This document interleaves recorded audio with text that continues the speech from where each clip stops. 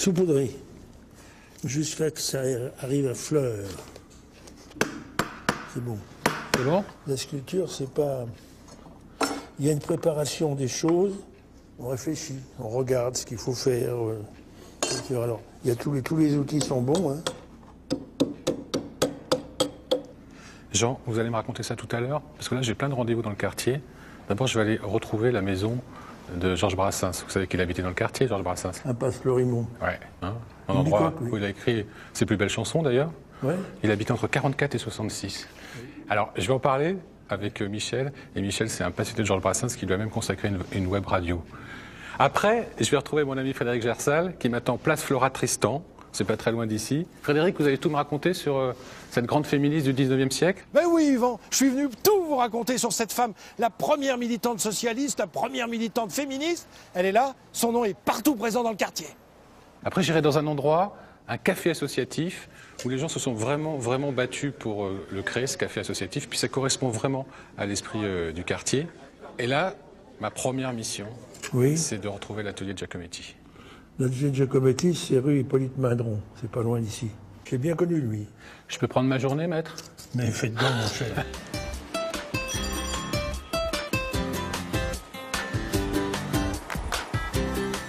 Je vous emmène aujourd'hui en balade du côté de la rue d'Alésia dans le 14e. Une promenade insolite dans cet ancien quartier populaire, devenu résidentiel et familial, mais qui a su garder son caractère frondeur.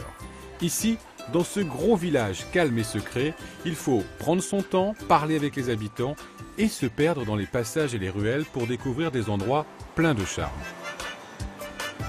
Et ce n'est pas un hasard si ce quartier est depuis longtemps le lieu de résidence et de création de nombreux artistes.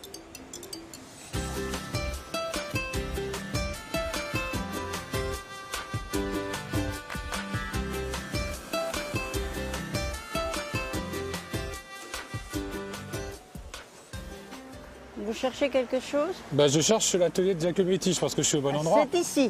Ici? Oui, c'est ici. C'est tout ça? Non, non, uniquement ça, c'est tout. Vous êtes du quartier, vous? Oui, j'habite à côté. Où ça? Là, dans la petite maison en face. Ah, la petite maison, là? Oui. Qui est dans son jus, là? Oui.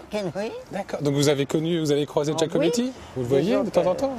Je le ramenais le soir, au petit matin. Au petit matin.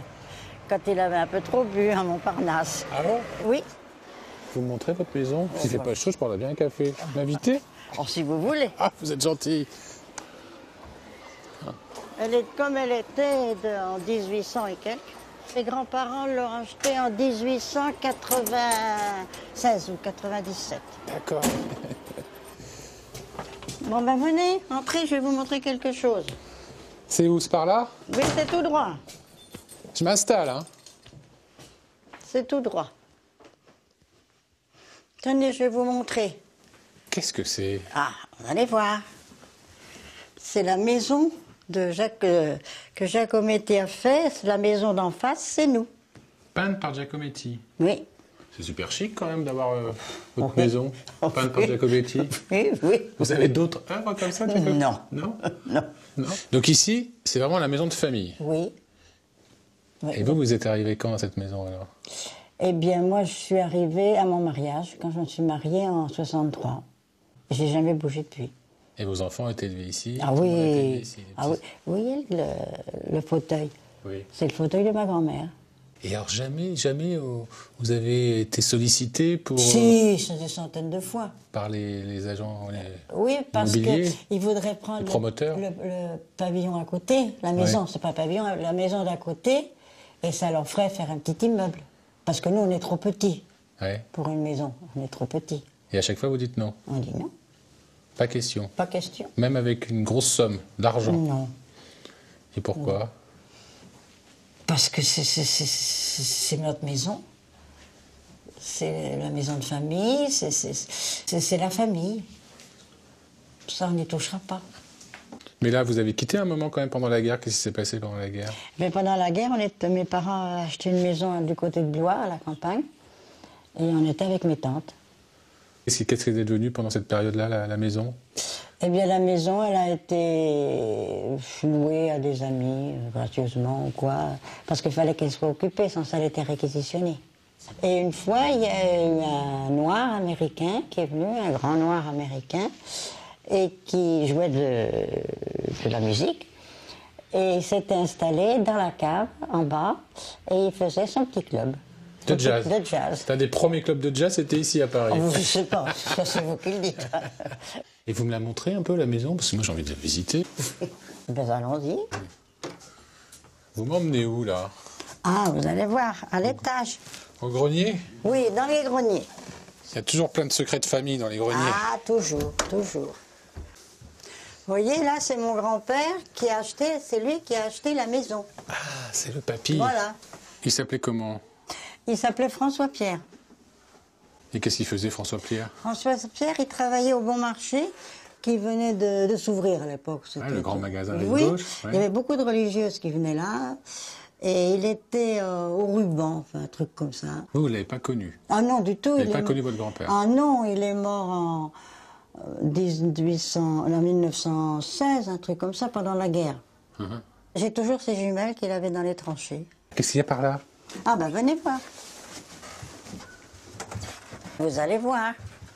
Ça c'est une chambre, mais ça, elle a toujours existé. Ben, voilà les fameuses jumelles. Voilà les fameuses jumelles. C'est les jumelles de la guerre de 14 qu'il avait dans les tranchées. Elles ont toute une histoire, elles en ont vu des choses, ces jumelles-là. Oui, des horreurs. Oui, surtout des horreurs. Surtout des horreurs, oui. Ben, merci Marie-Hélène. Merci de votre accueil. Oh, ben, je vous en prie, ça m'a fait Et plaisir. puis je vous souhaite vraiment, vraiment de garder cette maison et que vos petits-enfants puissent la garder. C'est important, non? Oui, 4 générations. Ben, merci beaucoup. Je vais aller voir aussi un peu plus loin un endroit un peu particulier. Hein, oui. C'est un Passe-Florimont. Vous savez qui c'est qui habitait à Passe-Florimont? Non, je ne connais pas. Ben alors, Georges Brassens. Ah oui, bien sûr. Ah bah bien sûr, il a sa maison là. Ben oui, ah oui, ah bah c'est un Passe-Florimont. Oui, moi j'appelle ça la rue d'Alésia. Oui, enfin, j'ai envie de vous embrasser. Oh bah on s'embrasse. Et moi je vous regarderai à la télé. Il y a intérêt, je compte sur vous. Au revoir Marie-Hélène. Au revoir.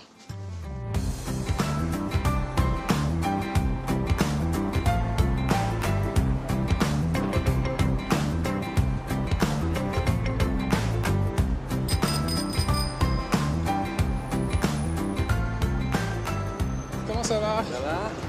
Super! Michel, je suis ravi de te rencontrer parce que tu es un spécialiste d'un grand bonhomme qui habitait dans le quartier, qui s'appelle Georges Brassens. Comment ça s'est passé pour toi la première rencontre avec Georges Brassens? Je travaillais à la radio et puis à Europe 1.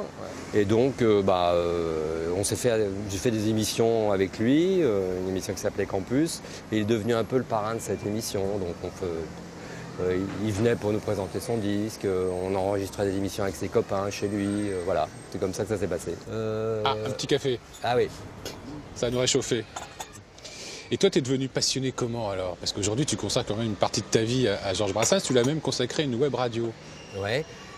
Avec deux copains, écoute, on s'est dit il y a à peu près 5-6 ans que c'était dommage qu'on n'entende pas plus l'ensemble de l'œuvre de Brassens. Parce qu'il y a plein de gens, hein, mais des Israéliens, des Polonais, c'est dingue. Hein, au monde entier, dans le monde entier, il y a des gens qui ont chanté des œuvres de Brassens et écouté ce qu'il dit aussi. Même les Beatles se sont intéressés à Georges Brassens, non? Oui, ça c'est marrant. Quand ils viennent une fois, la première fois qu'ils viennent à Europe 1, quand on leur a demandé, moi je leur ai demandé alors ce que vous connaissez de la chanson française, McCartney m'a dit rien du tout, mais j'ai entendu un gros mec avec une guitare, c'était intéressant et différent. Il avait repéré Brassens, la musique. Donc aujourd'hui, tu es un collab sur l'artiste. Vas-y. Il habitait où dans le quartier alors? Il habitait un Passe-Florimont, à 100 mètres d'ici. On finit notre café, puis tu vas monter tout ça. Ouais. Sa tante habitait rue d'Alésia et après, il a été obligé pour échapper au STO, le service du travail obligatoire, et être amené en Allemagne. Il a été obligé de se planquer et sa tante, qui habitait dans le 14e, lui a dit tu vas aller chez ma copine Jeanne qui habite un Passe-Florimont. La canne de Jeanne est morte d'avoir fait, du moins on le présume, un rhume. Dis-moi, heureusement qu'il y a un portrait de Brassens à l'entrée de l'impasse, parce qu'on pourrait la louper, l'impasse. Elle n'est pas grande. Hein. Je pense que quand Brassens montait ou descendait à l'impasse, il n'y avait pas beaucoup de place pour quelqu'un d'autre. Hein. Ouais, parce que le bonhomme était imposant. Ouais, c'était un colosse. Hein. C'est donc là. Dans l'état. Ok. Donc ici, il s'est planqué, pour pas qu'on le récupère. Ouais. Et il est resté combien de temps en tout? Alors après, il est resté de 44 à 66, 22 ans. Alors, il vivait avec qui, là, ici? Alors, il y avait Jeanne, donc, qui était quand même une dame qui a 30 ans de plus que lui. Ouais. Son mari, qui est un brave gars, et ça a fait un petit ménage à 3. D'accord. Et c'était dans des conditions assez spartiates, quand même. Ah oui, c'était quasiment un taudis. Il y avait une petite pièce, Jeanne avait une chambre en haut, le mari dormait dans un atelier, etc. Et il y avait une salle à manger avec une petite cuisine, et c'est là où Brassens dormait. Comment il est parti d'ici? Pourquoi il est parti au bout de 22 ans? Alors ça, c'est extraordinaire. La fameuse dame, Jeanne, donc, elle a plus de 70 ans, et d'un seul coup, elle tombe amoureuse d'un mec qui doit avoir 30 ans, tu vois. Et elle décide de l'épouser. Donc là, Brassens s'est dit, c'est peut-être le moment de se barrer. C'est une cougar, Jeanne. Alors ici, il a écrit plein de chansons, alors. Il en a écrit plein. Il parle de Montparnasse, il parle de la rue de la Gaîté, il parle des petits bistrots. Il y a une chanson qui s'appelle Bistrot, d'ailleurs. Le vieux bistrot, ouais. Le vieux bistrot, que tu connais bien. Ouais, dans un coin pourri du pauvre Paris, sur une place. Il est un vieux bistrot tenu par un gros dégueulasse. Dégueulasse. Il a fait une chanson sur Jeanne. Oui. La canne de Jeanne, il a l'Auvergnat, la chanson L'Auvergnat, c'est Marcel, c'est le mari de Jeanne. Est-ce que c'est un artiste qui a traversé les générations? Je pense que quand on a l'esprit ouvert, qu'on a envie d'être, qu'on est curieux, qu'on aime la langue française, qu'on a envie de liberté, d'autonomie, et qu'on a envie d'être tolérant, on ne peut pas se passer de Brassens. À bientôt. Salut Michel. Merci. Tous, toutes, sans doute, garderont longtemps le souvenir de la canne. Il est où notre Frédéric Gersal? Frédéric? Alors il est où? Il est où l'animal? Vous êtes là? Pourquoi vous vous cachez? Vous avez vu? Bah oui, je vois votre slogan, libérer la femme. Libérer la femme, liberté pour les femmes. Ça tombe bien, on est place Florent Tristan. Bah, c'est pour ça que j'ai Grande apporté ça. militante de la cause féministe. Et voilà, c'est une dame qui a marqué l'histoire du 19e siècle pour la liberté des femmes, pour la liberté d'expression et pour la liberté des ouvriers, figurez-vous. Alors sa vie commence en 1803 à Paris. Elle est issue d'une famille, sa maman est française et son papa est d'origine hispano-péruvienne. Il s'appelle Tristan y Moscoso. C'est rigolo. Oui. Eh ben, c'est un noble personnage, il a une sacrée fortune. Et puis malheureusement, quand elle a 4 ans, elle perd son papa. Et impossible de prouver le mariage entre sa maman et son papa. Donc il se trouve d'un seul coup, sa maman comme elle, déshéritée, sans revenus, chassée de leur appartement parisien. Elles n'ont plus rien, elles vivent dans une extrême pauvreté. Et puis il va falloir gagner des sous, donc à 17 ans, voilà qu'elle entre chez un graveur, et puis elle va tomber amoureuse. Et ils vont se marier. Et puis très vite, ça tourne vinaigre, et il devient violent, mais très violent. Jusqu'à quel point? Jusqu'au point où elle est obligée de quitter le domicile conjugal parce que le divorce est impossible. Ah oui, c'est vrai que c'est interdit depuis 1816. Elle confie ses enfants à sa maman et puis elle va voyager en Suisse, en Allemagne, en Angleterre. Elle va découvrir et entendre des choses qu'elle va mettre dans un livre puisqu'elle va aller jusqu'en Inde, jusqu'au Pérou. Et dans son livre, Pérégrination d'une paria, puisqu'elle est rejetée par tout le monde, elle commence à raconter sa vie de femme qui ne peut pas divorcer et elle va prendre cette cause féministe à bras-le-corps. Et puis quand elle rentre, il y a eu la séparation de corps avec son mari, ils ne peuvent pas divorcer, mais séparation de corps, il devient fou de rage, il prend un pistolet qu'il a acheté la veille chez un armurier et il tire. Elle lui tire dessus. Et il la touche en plein cœur, presque, à côté du cœur. Alors heureusement, elle va se remettre de ses blessures, lui va être arrêté, jugé, condamné à 20 ans de prison, et à partir de ce moment-là, elle a sa totale liberté. Donc elle s'est battue pour le divorce, j'imagine. Absolument, alors. mais oui, mais jamais le divorce ne sera accepté de son vivant. Comme évidemment le procès a eu un retentissement incroyable, on achète son livre, on veut savoir ce qui se passe, eh bien elle en profite pour raconter d'autres choses. Elle veut défendre d'autres causes, et notamment la cause ouvrière. Alors elle va aller à Londres, et elle va découvrir dans cette capitale anglaise, là où il y a la révolution industrielle, elle va raconter les difficultés des ouvriers et des ouvrières. Et puis elle va créer l'Union l'Union ouvrière. Et là, elle va dire, mais si tous les ouvriers de tous les pays dans le monde s'unissent, ils vont avoir une telle force qu'ils vont pouvoir bousculer les choses. Ça me rappelle le slogan de voilà. Marx, ça, non? Elle a des années d'avance sur ce que dira Marx, Karl Marx, bien des années plus tard, quand il dira « Prolétaires de tout pays, unissez-vous ». Cette femme qui va prendre son bâton de pèlerin, faire un tour de France. Elle arrive à Bordeaux, elle tombe malade et elle meurt à Bordeaux en 1844. Donc très jeune. 41 ans. Sa fille a 19 ans. Elle va se marier quelques années plus tard avec un dénommé Clovis Gauguin. Ah, ça m'évoque un peintre, ça. Mais Grand peintre du 19e. Et pour cause, elle va d'abord avoir une fille, puis un fils qui va se prénommer Paul, le célèbre peintre. Paul Gauguin est le petit-fils de Flora Tristan. Sacrée histoire. Sacrée histoire, et c'est normal qu'elle ait une place à Paris et dans notre cœur. Dans nos cœurs. Merci Frédéric. Merci. Allez, je vous Oui, prenez votre slogan. Libérez la femme, libérez la femme.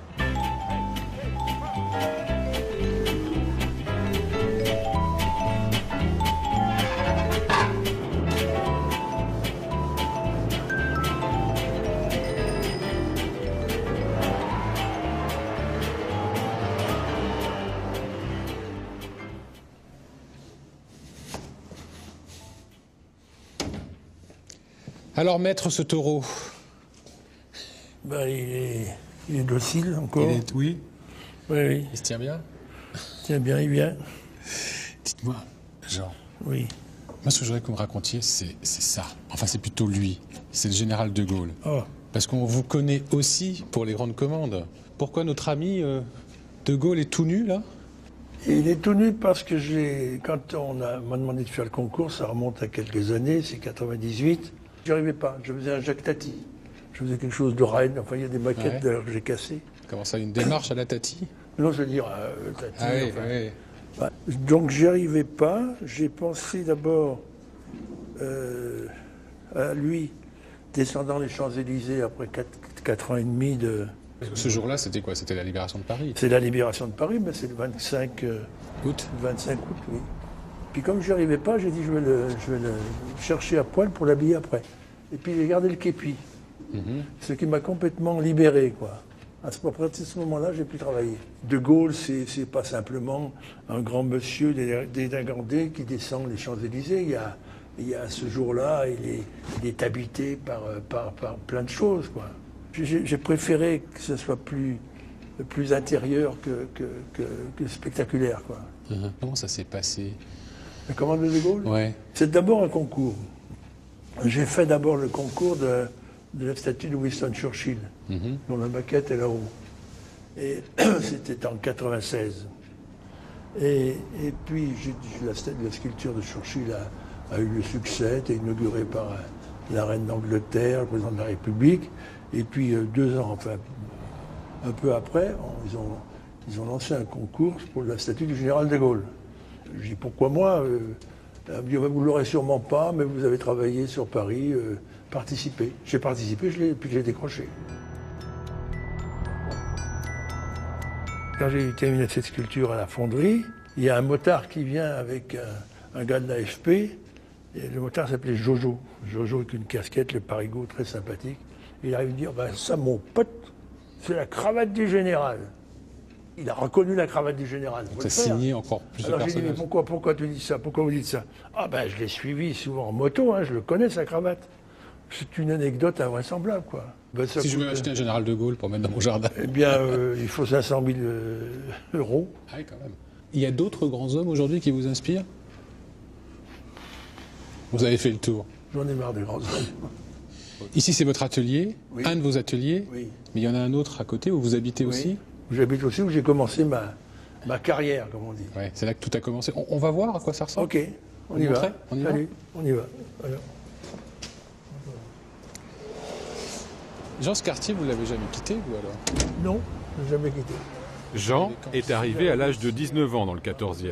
Embauché par un mouleur, il reprend l'atelier à sa mort et le transforme en lieu de vie et de production intense. En 1961, à 31 ans, il obtient le célèbre prix de sculpture Antoine Bourdelle. C'est le temps de la reconnaissance. Il est nommé professeur aux Beaux-Arts de Lyon, mais il démissionne au bout de 3 ans pour revenir dans la capitale, là où tout a démarré, Villa Malbaie.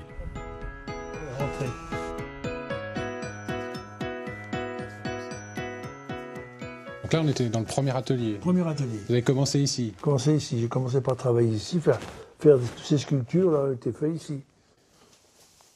Et parce que moi, j'aimerais qu'on vienne un peu sur votre carrière. Vous êtes stéphanois d'origine? Oui.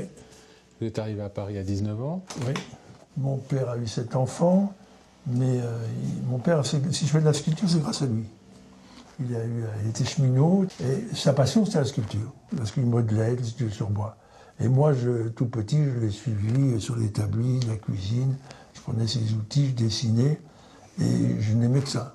Mon père était assez pragmatique, et il m'a dit, bon, tu veux faire de la sculpture pendant les vacances, tu vas aller apprendre à tailler la pierre. Donc, à 14 ans, il m'a mis chez des marbriers monuments funéraires. Ouais.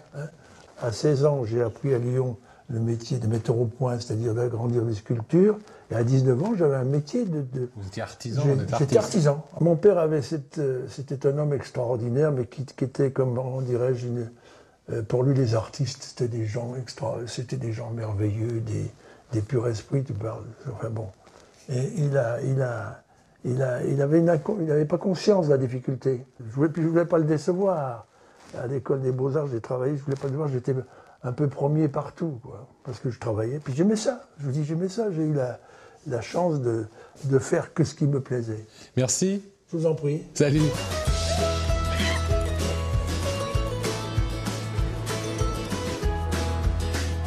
Pour terminer ma balade, j'ai rendez-vous avec Annie, la vice-présidente de l'association Le Moulin à Café, dans le jardin de la place de la Garenne. C'est ici, dans les années 90, que les habitants ont défendu leur cadre de vie solidaire contre un projet d'urbanisme sans âme. Bonjour Annie. Bonjour monsieur. Bonjour. Bonjour. Je vous l'embarque? Oui. Hein? Il paraît qu'elle est incollable sur l'endroit. Puisque vous habitez dans le quartier depuis combien de temps maintenant? Depuis bien 30 ans. C'est à peu près quoi? C'est à peu près 10 ans ça? Cet endroit a été inauguré dans les années 2000.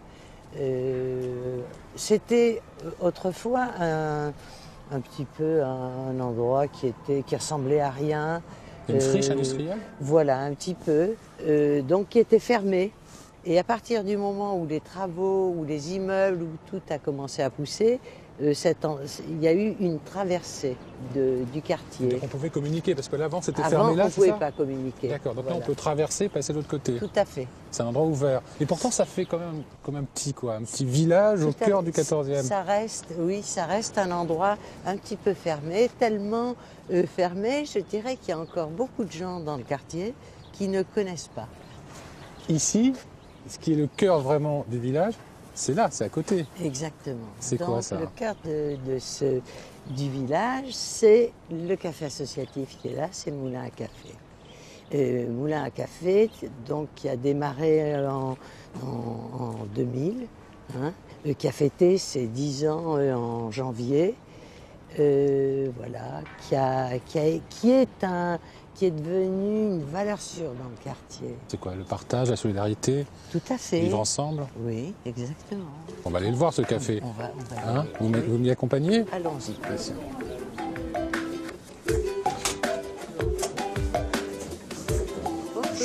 Bonjour à tous. Nous revoilà. Mais dis donc, il y a du monde. Mais oui. C'est complet. Écoutez, salut. Ça va? C'est habituel. Oui. Et c'est très varié. C'est ouvert à tout le monde ici. C'est ouvert à tous. Comment on devient membre de ce café associatif? Il suffit de prendre sa carte? Il suffit de prendre sa carte. Ça vaut combien? C'est 12 € Pour l'année? 12 € pour l'année. Et là, on peut venir autant de fois qu'on veut? Tout à fait. C'est un lieu ici qui va permettre aux autres. Hein, donc permettre de se réunir, permettre de se rencontrer, permettre de rompre la solitude, permettre de montrer ce qu'on fait. Par exemple, au fond, on a une petite expo de sculpture. C'est une adhérente qui travaille la terre, qui suit des cours. Et donc, elle a fait une petite expo avec son travail. Alors, en plus de tout ça, il y a une partie restauration le midi. Donc, restauration, midi et soir. Pour 4,50 €, vous avez vraiment une assiette de qualité, familiale, sans prétention, mais qui est totalement suffisante. Aujourd'hui, vous avez combien de membres à peu près? Environ 1400, entre 1400 et 1500. Ah oui, c'est pas mal. Oui. C'est une grosse association, oui. Ça se fait comme ça? Ah oui. Hein? Oui, ça se fait comme ça. Ah bah ouais, c'est pas pareil. Hein. Et oh, Marie-Thérèse, 42 d'un coup. 42, franchement. Dites-moi, vous venez souvent ici? Le mardi, le jeudi, oui, souvent. Ah bah oui, souvent.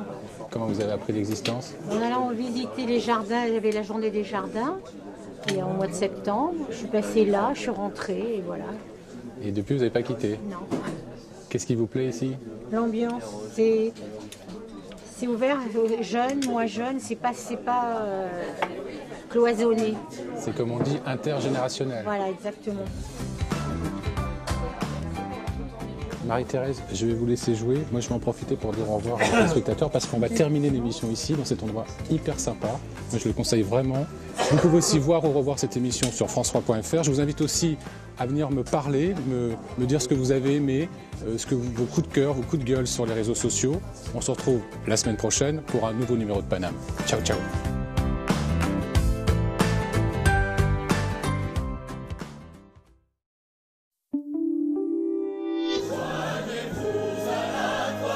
France 3 Paris Île-de-France.